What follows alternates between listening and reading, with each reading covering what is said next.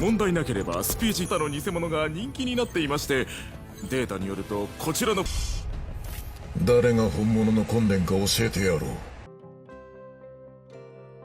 Situasi langsung berubah. Xia berterima kasih karena sudah nyelamatin Yoji. Yang Cheng juga mulai mikir kenapa Yoji bisa jadi target. Kenapa harus dia? Jawabannya sederhana tapi nggak ringan. Butuh uang. Kadang, kejahatan itu bukan selalu soal jahat, tapi soal kepepet. Sangcha mendekat, ngasih minuman, tapi pas Yang Cheng mau nerima, lengannya tiba-tiba sakit, kayak kesetrum. Bukan luka biasa, sesuatu terjadi lagi. Mereka panik, nyaranin ke rumah sakit, tapi dia nolak. Karena jauh di dalam, dia juga mulai sadar, ini bukan hal normal. Sangcha jelasin, kemungkinan besar ini efek dari sesuatu yang lebih besar. Video pertarungannya sudah viral. Orang-orang mulai lihat dia, mulai percaya. Dan itu artinya nilainya naik. Yoji malah senang, bangga karena sekarang Yang Cheng bukan orang biasa lagi. Dan di situ mulai kelihatan alasan sebenarnya Sangcha datang. Dia tertarik karena dulu Yang Cheng gak punya apa-apa. Sekarang dia punya sesuatu yang bisa berkembang, kepercayaan. Dan di dunia ini itu lebih berharga dari kekuatan. Harusnya ini momen yang bikin senang. Tapi yang dirasakan Yang Cheng justru sebaliknya. Jantungnya berdetak kencang. Jarinya kesemutan kayak ada listrik yang jalan di dalam tubuhnya. Bukan sakit biasa, tapi juga bukan sesuatu yang dia pahami. Beberapa saat kemudian, kondisinya mulai stabil. Dia coba tenang dan pikirannya nggak bisa diam. Dia langsung nanya soal Yoji. Lebih tepatnya dia khawatir. Sekarang identitasnya mulai terbuka, dan itu artinya semua bisa berubah. Dia mulai ragu, masih bisa nggak dia tetap dekat sama Yoji? Masih ada nggak kesempatan buat dia tetap ketemu dan lebih dekat sama Xia? Kadang yang kita takutkan bukan kehilangan kesempatan, tapi kehilangan alasan buat tetap dekat. Dan disitulah jawabannya datang. Ternyata Xia sudah tahu dari awal kalau sosok di teater itu adalah Yang Cheng. Selama ini dia sering nemenin Yoji ke sana, bukan cuma buat adiknya, tapi buat lihat Yang Cheng. Dia penasaran, yang mana yang asli, Yang Cheng yang sehari-hari dia kenal, atau yang di atas panggung. 少し休めば大丈夫。その症状の原因はこれが君に会いに来た理由だ。世間がはどう？なんだか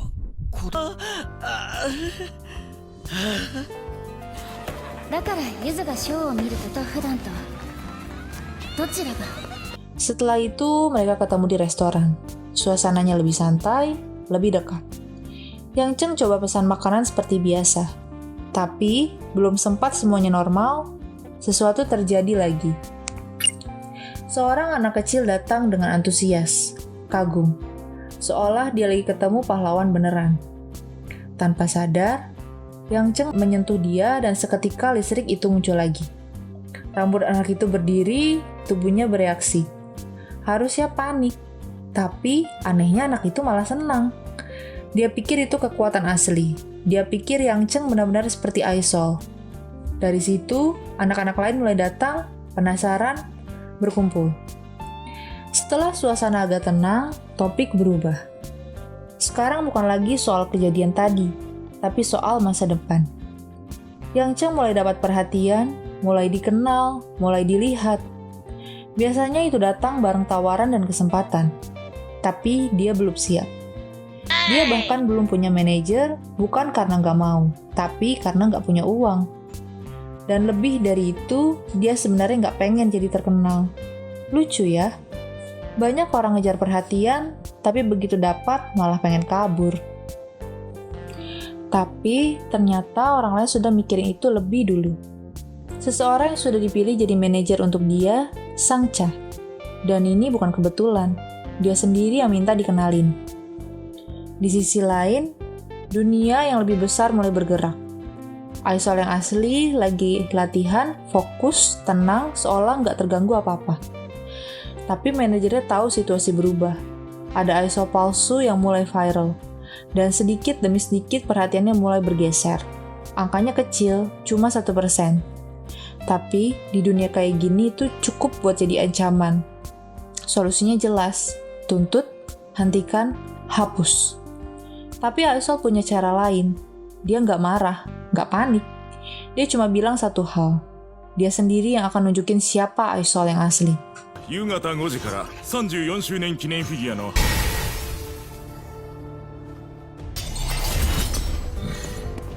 モンダタの偽物が人気になっていまして、誰が本物の根伝か教えてやろう。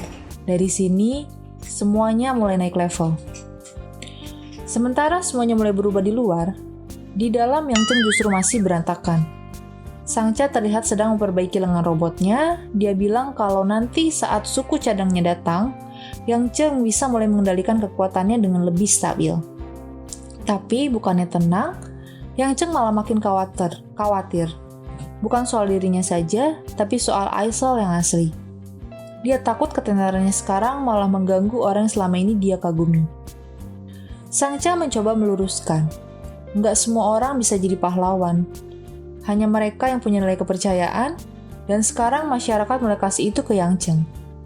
Itu berarti satu hal, orang-orang mulai lihat potensi dalam dirinya. Kadang kita nggak sadar, orang lain sudah percaya duluan sebelum kita percaya ke diri sendiri. Sangcha juga mendorong dia buat lebih percaya diri. Dan tanpa banyak waktu, Yang Cheng langsung diuji lagi. Kali ini perampokan bank. Dia turun tangan, dibantu Sangcha dan Xia. Situasinya kacau, tapi dia tetap maju. Dan dari kejadian itu namanya makin naik. Viral. 問題にならないかなあヤンチョン、ヒーローは誰でもなる身に無限の可能性を感じてるからだ。なってみせるんだ、新しい根伝に。準備はいい。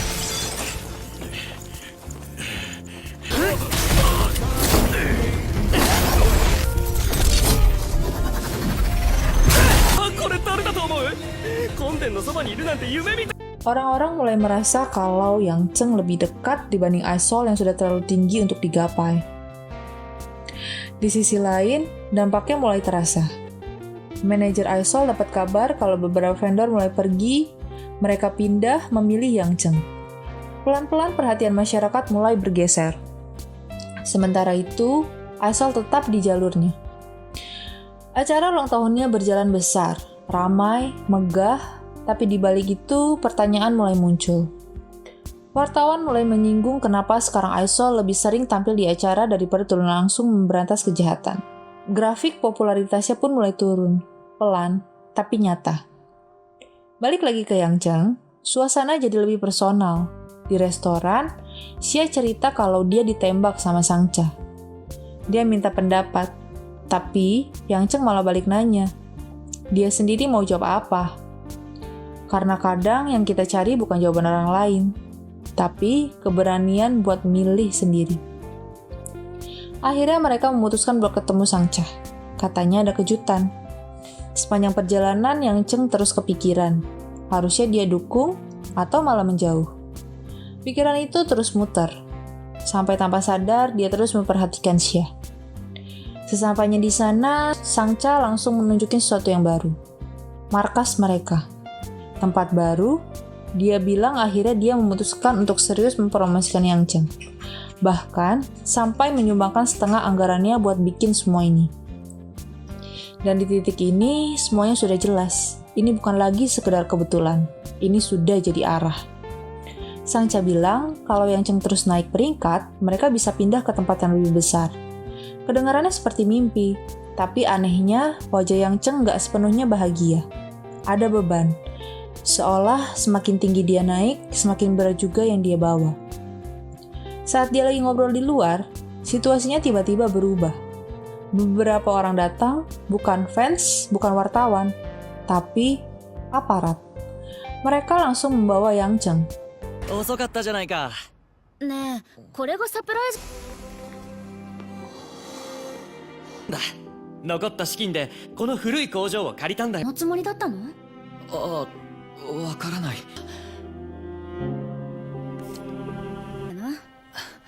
今のところシャンチャを手伝いそう。この先どうなっても勇気。ヤンチョンだな。あなたは？ Tuduhannya berat. Dia disebut sebagai otak penculikan. Para penculik mengaku kalau semua itu perintah dari Yang Cheng. Bahkan, penyelamatan Yuji disebut sebagai bagian dari rencananya sendiri. Sebuah skenario. Berita itu langsung meledak. Viral cepet banget. Dan Yang Cheng sendiri sampai bingung. Dia nggak ngerti apa yang terjadi. Tapi, yang lebih parah, ada bukti, foto transaksi, seolah-olah dia benar-benar terlibat. Kadang di dunia ini, yang bikin orang hancur bukan kesalahan, tapi bukti yang terlihat meyakinkan. Di sisi lain, Sangcha dan Xia langsung bergerak. Mereka mencoba membalikan keadaan, tapi situasinya gak gampang. Sementara itu, Yang Cheng sudah ditahanan sendirian, dan untuk pertama kalinya dia benar-benar takut. Bukan soal hukuman, tapi soal kepercayaan. Dia tahu kalau ini terus jalan, nilainya bisa jatuh. Dan kalau itu terjadi, semua yang dia bangun bisa hilang. Dia mulai gelisah. Banyak hal yang dia takutkan. Kebencian orang, kehilangan semuanya. Setelah itu, dia dibawa ke ruang mediasi. Di sana sudah ada seseorang yang mewakili pihak Aisol, manajernya. Sikapnya tenang tapi jelas punya kendali. Tawarannya sederhana. Mereka akan memaafkan Yang Cheng dengan satu syarat. Dia harus mengaku bersalah secara resmi dan berhenti jadi Aisol. Pilihannya yang kelihatan mudah, tapi sebenarnya menghancurkan. Xia langsung gak terima. Dia berusaha membela Yang Cheng, tapi pihak Aisol gak mau dengar. Buat mereka, ini bukan soal benar atau salah, tapi soal siapa yang harus disingkirkan. Ancaman pun keluar. Kalau dia menolak, kasus ini akan dibawa ke jalur hukum, dan Yang Cheng bisa masuk penjara. Di titik itu, semuanya benar-benar di ujung. Dan tepat saat situasinya makin buntu, seseorang datang. Sangcha. Datangnya nggak kosong. Dia bawa bukti rekaman dashcam. Dari situ terlihat jelas orang yang menyuruh penculikan itu bukan Yang Cheng. Masih misteri. Harapan mulai muncul. Tapi masalahnya belum selesai. Karena pihak manajer Aisol masih ingin melanjutkan. Sampai akhirnya datang satu orang lagi. God Eye atau Kisi. ああ、もういい。ここは子供が来るような場所じゃない。お断りします。私たちは何も本殿の名前にあやからなければ信頼値ゼロの弟がヒーローショーに行くたび、ヤンチョンです。ああ、ヘリクスを。決定的証拠が通知の電話でした。その電話をこいつがかけていないとどう。私はチーシー。シャンさんから依頼を受けてご丁寧に暗号化されていたからです。学んでいない彼ならなおさら今回の告発は穴ばかり。 Dia dikirim khusus untuk menyelidiki kasus ini. Dan dari sini, permainan mulai berubah lagi. Kisi melihat semuanya dengan tenang. Menurutnya, sumber panggilan itu nggak bisa dilacak karena sudah diacak. Dan kalau dipikir logis, tuduhan ke Yang Cheng memang aneh. Dia cuma orang biasa, yatim piatu, hidup saja susah. Mustahil dia punya uang buat nyewa penculik. Dari situ jelas, tuduhan itu nggak masuk akal. Dan akhirnya mereka lolos dari masalah itu. Belakangan baru ketahuan, ternyata kedatangan Kisi bukan kebetulan. Ada campur tangan dari ayahnya Sangcha. Jadi, sejak awal ada sesuatu yang lebih besar di balik semua ini. Begitu keluar, Yang Cheng langsung disambut banyak orang. Fans, dukungan, orang-orang yang sekarang percaya sama dia. Media juga mulai memberitakan kalau dia tidak bersalah. Popularitasnya naik cepat, terlalu cepat. Malamnya, Yang Cheng dan Xia menuju markas. Di sana suasana justru terasa lebih hidup. Sangcha terlihat senang melihat kostum baru Yang Cheng, seolah semuanya berjalan ke arah yang lebih baik. Tapi ketenangan itu nggak bertahan lama. Seseorang mencoba masuk ke markas. Niatnya jelas, membunuh. Di dalam ada Sangcha yang sedang memakai helm Aisol, dan di mata penyerang, dia terlihat seperti Yang Cheng. その騙す気はなかだけど